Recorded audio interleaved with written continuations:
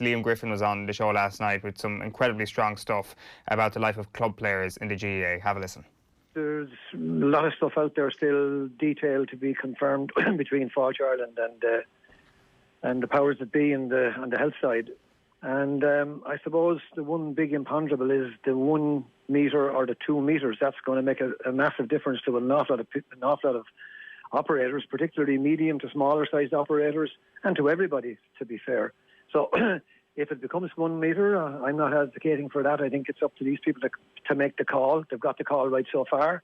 In many areas, some areas a little bit patchy, I accept that fully, but if it goes back to 1 metre, I think it's going to make a massive difference, and it'll help to make it ease everybody through it. And if it doesn't go back to 1 metre, I imagine several might not open because it may not be worth their while. For the simple reason that you still have your overheads, but you can't fit enough people in the door. Absolutely, it's double with the 1 metre. But at the same time, we have to recognise the great job that's been done in keeping the R rate down.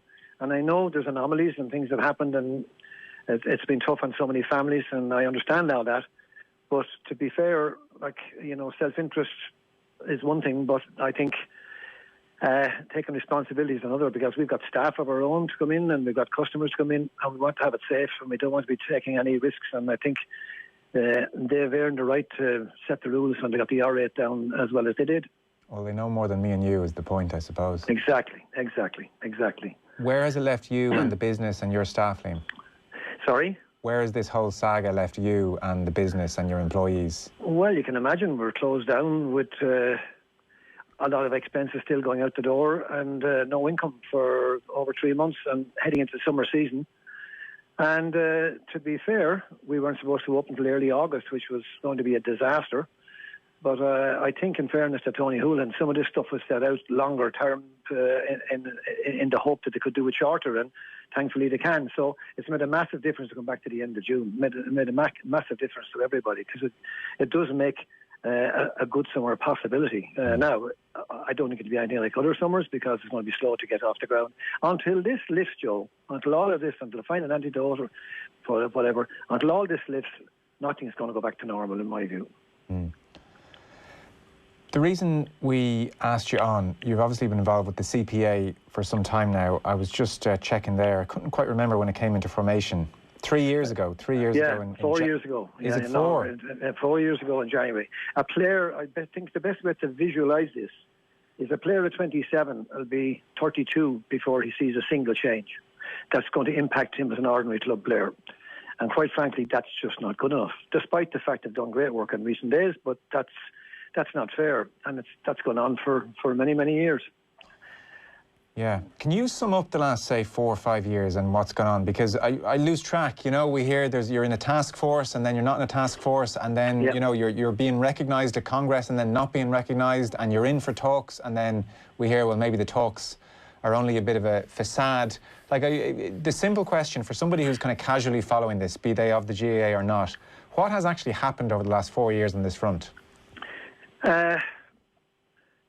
Well, I suppose the first thing that's happened is we wound up with a completely new hurling championship, which came in just on the back of when we started to look for a special congress even to discuss fixtures.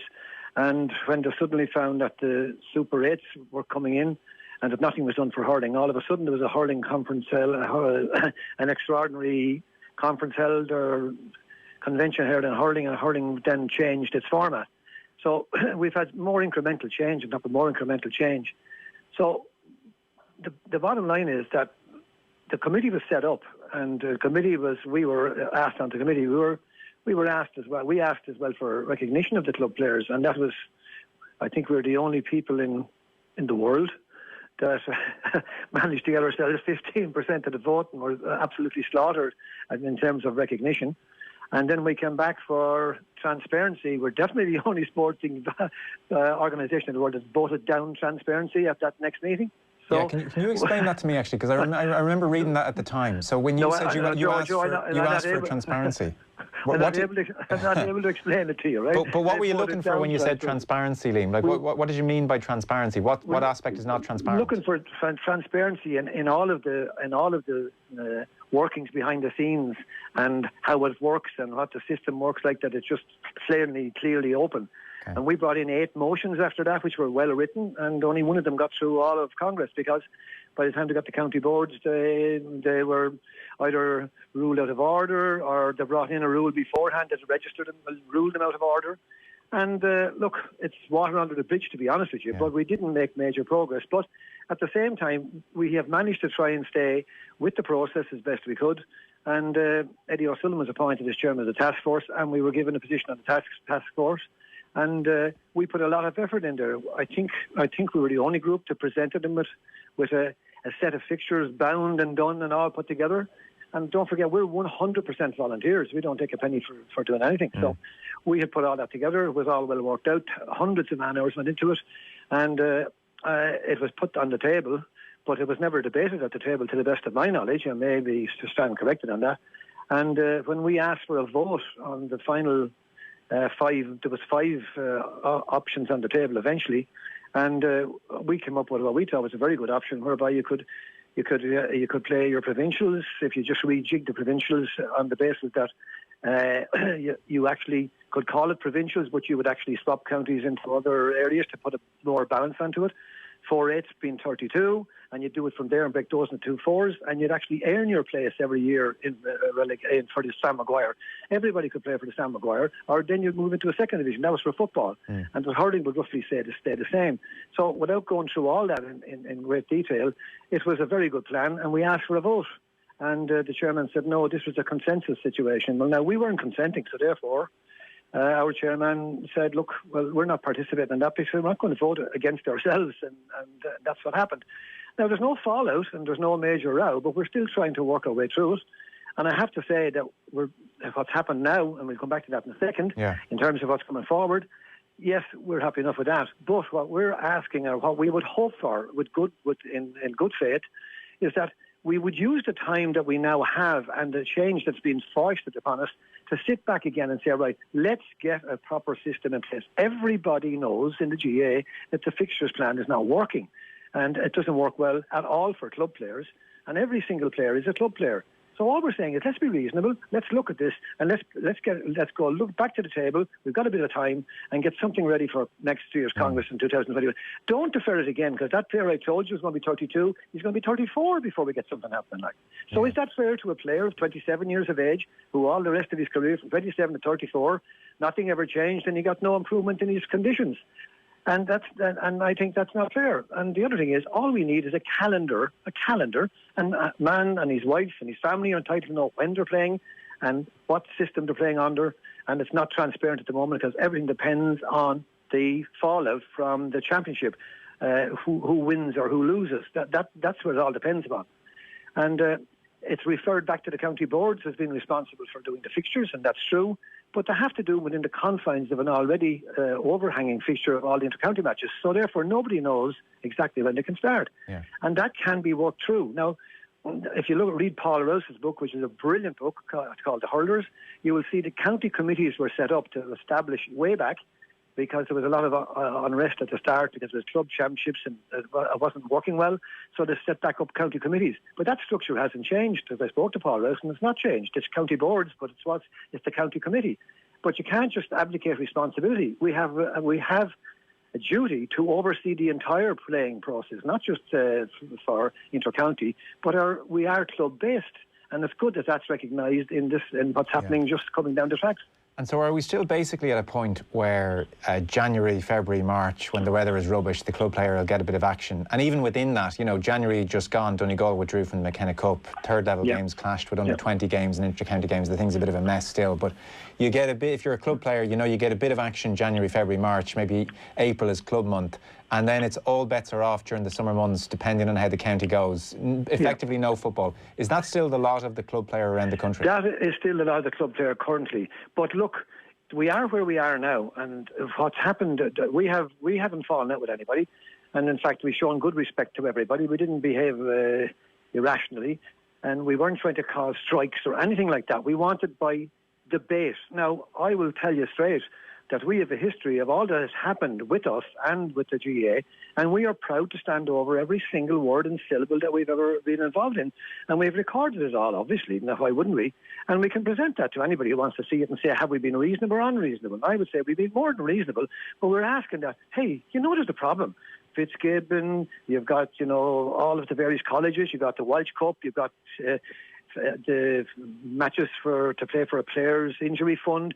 We've got a whole plethora of fixtures that are all running one into the other, and there's no reason why logic can't be put on the fixtures, and that's the fact. There's no reason why we can't just sit down and say, right, let's look again, please. Just let's look again and see, can we do it better? What is wrong? What's negative about that? If it's going to do it better... And what's the answer to that question? Because to me and everybody listening, that's very reasonable.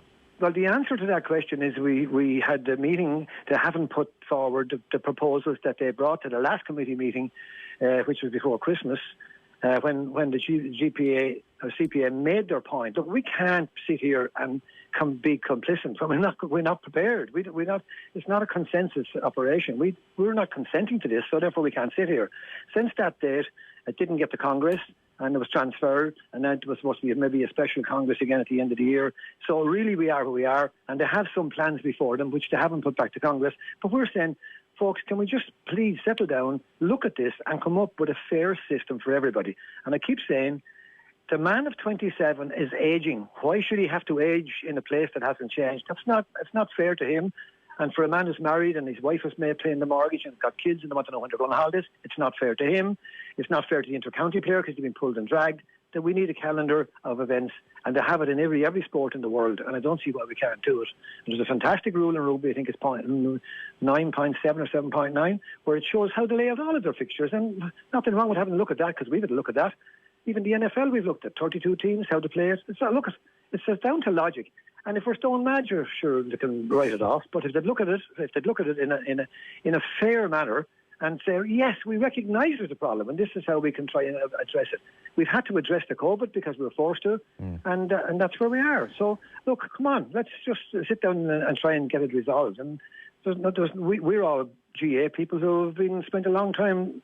All of us on the executive have put a lot of time into our own clubs up and down the years, and into our own counties in many instances. So, well, we're not the enemy. Yeah. If we were speaking 3-4 years ago, I'd be very optimistic hearing your message now. But the fact is, 3-4 years have gone by, and we don't seem to have got very far. Like when you're in a conversation in a room with people like John Horan or Tom Ryan, does the GAA acknowledge that there is a massive problem for your 25,000 members and beyond? Do they acknowledge that things are broken?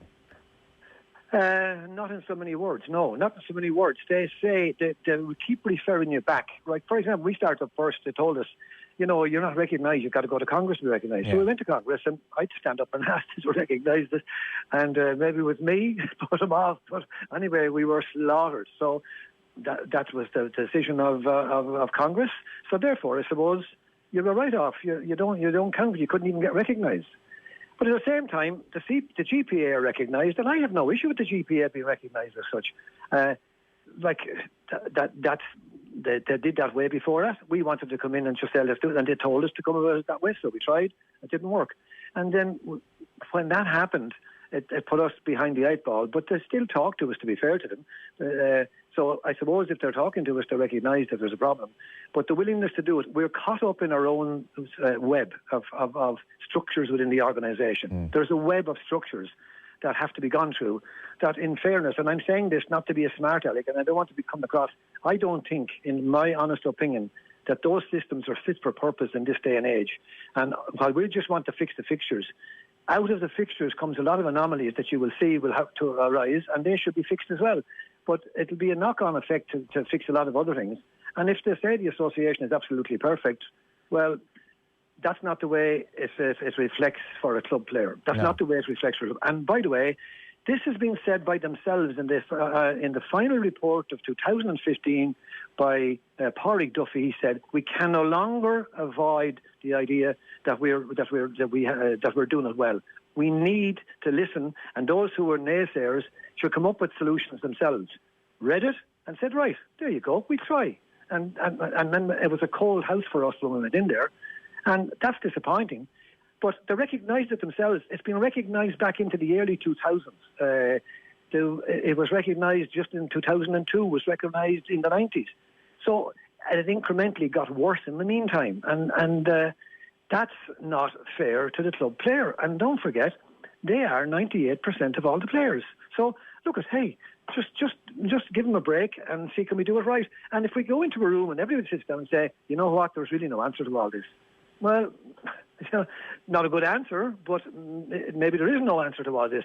But that's not, doesn't mean we shouldn't try, and try in a positive, progressive manner. Like, we're in business, we got closed down a few months ago. We sit down and we reevaluate everything we're doing for them. When was the last time we reevaluated all our systems and structures? I don't know. And you could say, well, why don't I stand for some of those things? Well, I was too busy coaching and out in fields with kids, so, and in my own club and playing before that, perhaps, even though I get more walkovers as a kid than I did to play matches. So, and that's still, you know, back even with my own family at the present time, the lack of fixtures have impacted. And the ESRI did a study in 2013 which showed there was a 70% dropout in Gaelic football from 20 to 26 and a 60% dropout in hurling. By any standards, in any sport in the world, that's a crisis. Yeah, no, it is. And that's a crisis. Anecdotally, we have numerous people who get in touch and say they couldn't stick with the GAA because they didn't know when they were playing their matches. They couldn't plan their lives. What are the sacred cows here? What are the issues? I mean, is it the provincial championship? Is it the power of county boards? Like, what are we not addressing here? The provincial system is broken anyway. Now, people might be insulted by me saying, I mean it's broken, right? For example, Kerry played Cork last year against the Super 8s in one shot. Okay? Meet tour mostly, or sorry, the Mayo normally tour all of Northern Europe if they don't get out of Connacht to try and get back in again. Yeah. So you got some, and they're fantastic. I think they're one of the greatest teams of all time, by the way. And just because they didn't win All Ireland doesn't make them bad. But anyway, from my perspective, like, that's not a fair system. Does that system, is it honest? Has it integrity?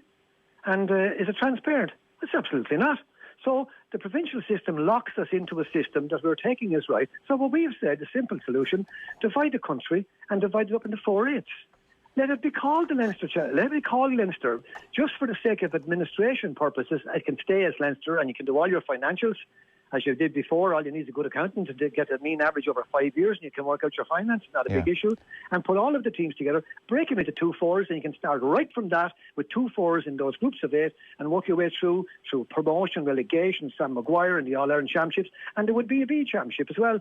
And, like, I never heard anybody. We won a junior B hurling championship in Rosslare many years ago. And it's like winning the lotto and the All-Ireland all the same night. I mean, that's just what it is. If you win an intermediate championship in any club or a junior championship, it's a marvellous night. It's huge, And so the traditionalists right away, I presume, and plenty of them would have said there's no way we're getting rid of the provincial. That's just a sacred cow. That's not going anywhere. Yeah, but we say to them you can actually retain it.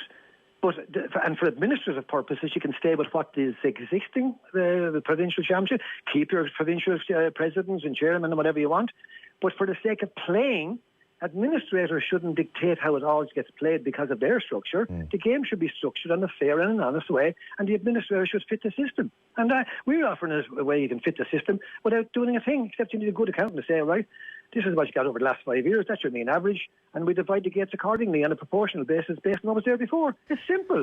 Yeah. And Liam, is there a way, so like money I'm sure is a factor here, and there is a delicate ecosystem whereby funding for clubs all around the country comes via the money raised in the inter-county game. That's not to, by the way, overlook the amount of money which is spent on the inter-county game. But is there a way to have a vibrant inter-county summer, which I, by the way, love? You know, I want, absolutely. So I want my summers to have inter-county matches. Is there a way to have a vibrant inter-county summer that fits in with a vibrant club summer as well? Is that possible? I think it's possible if you sit down and look at it and examine it carefully. You have to do away with certain competitions. The GAA were great at bringing up tournaments and stuff, but you find it very hard to get rid of them. So, and they're all maybe for a purpose, but but you have to sit down at a blank canvas and you have to come in with an open mind to look at it. A couple of us sat down to do plans. We did 11 plans, and then we went back and did 3 because we started from looking at every aspect of it that we could possibly do, and we looked at all sorts. But when you go back to think about logic and when you think about the right function and so forth, you have to water it back down and look at it differently. So if we didn't look at it with a blank canvas, and you were hooked to what was already there, your thinking is actually goes off on a tangent. Whereas if it's a blank canvas, to start from scratch, to build the blocks to make it right, you can actually do it.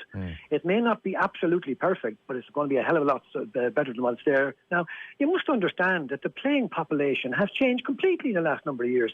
We've had the internet, we've had new tractors and motor cars invented since some of the systems that we have there over the years. So from our perspective, if you look at the system and try and see can we get the system right, for the players, I think you can see that you could make it work. You certainly would make it work a lot better. But if you take the person that's the family of today, the young person today, you know all about concentration levels. We all know about, we've got to get them off of their all of their machines and all their games and all of the various things. And I absolutely agree with that. But if you want to do that, you have to be able to give a man and his wife with 2 children who are both paying a mortgage and both working, a roadmap of their life in sport, in our sport. Or if not, you'll lose them. And it doesn't matter how good they are, you lose them. And that's a fact. So why should we create the circumstances that gives us a situation? And I'm saying now it's much worse than it was in 2013 when the ERSI did it. I'm just saying that. And anything I'm saying is open for anybody else to contradict it, of course. And if they can prove that, I'm happy with that. But from our point of view, people are entitled in the year 2021 to know, for a man and his wife and 2 kids, how their life is going to be structured around their games. They have to do with everything else because both of them are paying the mortgage. And the wives of today are different than my wife, who, God love her, put up with a lot of hardship with me from going to matches and training teams and doing all sorts of stuff. And a lot of our wives during my generation were abandoned when we were playing games. And that's just... Life has changed, and we need to recognise that. And I'm just resting my case on why have we so much, and we don't keep a record, by the way, in every club in the country, which we should. What is the fallout in every club in the country? Do we know? No, we don't. As far as I'm concerned, we don't know. And that's something we should be debating at national level, and people should be bringing them forward. And then we've got other issues besides all of that as well. How come, if you want to spread the tangent, how can we spread hurling it through the country? I've met more people who never had a stick in their lives in Ireland, in my own country, than have had. So why is that? How can we help hurling as well to integrate that? And you can put all that on the table and look at those various issues. But our main agenda is fix the fixtures, and we think that a lot of good stuff will happen from there. And I'm saying, where's the downside? Show me it. Where's the downside? Anthony Moyles was on the show back in January talking about the situation, and that was on the back of a survey where 3/4 of your membership in January would back a more aggressive approach by the Club Players Association. And I know that I watched back that interview today. Anthony said over these however many years now, his cynicism has grown over the past few years, and I'm not saying he was worried, but I think he definitely a touch, more than a touch, frustrated and beaten down by the whole experience of trying to sort this whole thing out. Well, the club player who's 24, 25 now, where is he or she going to be in 5 years? Not playing the game. A lot of them, 60% of them won't be playing the game if the statistics are in hurling, and 70% will be playing Gaelic football if it comes down the line. And the other thing is arising from all of this is that I know Anthony was beaten down by the whole lot of it, and I can understand why he would be beaten down by the whole lot of it. But goodwill is what's needed, and it's not. You do feel as if you're a kind of a bit of a troublemaker, and some of the lads would feel that because of maybe it's troublemaking. So that kind of atmosphere prevails, if you want to take it. Sorry to interrupt you. I don't understand that, because you got a mandate straight away. I mean, when the Club Players Association came on the scene, it was very exciting. Suddenly, the whole country, I think, was energised by the thought of actually fixing this archaic system. 25,000 members pretty much straight away. And you resisted. I remember numerous media outlets asked you, or Anthony or various other speakers, was strike a possibility? Would you just call the club player out and strike? And you always said no. It was always conciliatory. It was always very, I would say, constructive, your conversations, always. So I just don't know. And you went through the humiliation at Congress where you weren't recognised, and I think Nicky Brennan had to stand up and say, hang on here a second, let's just see what the right thing to do here is. So I don't know how after 3-4 years of behaving in that manner you could be fairly regarded as troublemakers by the GAA. Well, I'll just give you two things. Like, I was at that Congress and spoke at it, and when I went out along the corridors in various places, I was struck by the amount of people that didn't even say hello to me or even say anything to me. Now, it was humiliating, quite frankly, for me to stand up there. Somebody had to do it, and I said, well, I'll do it. They'll ask me will I do it. I said, I will do it, yes. But I knew where we were headed beforehand. But look, I'm a big boy at this stage. I've had my fair share from all sorts, from every angle, and like, the game's bigger than me, and the cause is bigger than me. So, like, I was prepared to work at it. And I'll be honest with you, I'm not saying this to be boastful. Myself and a couple of people sat down, and we put in so many hours into trying to see how could we find a formula.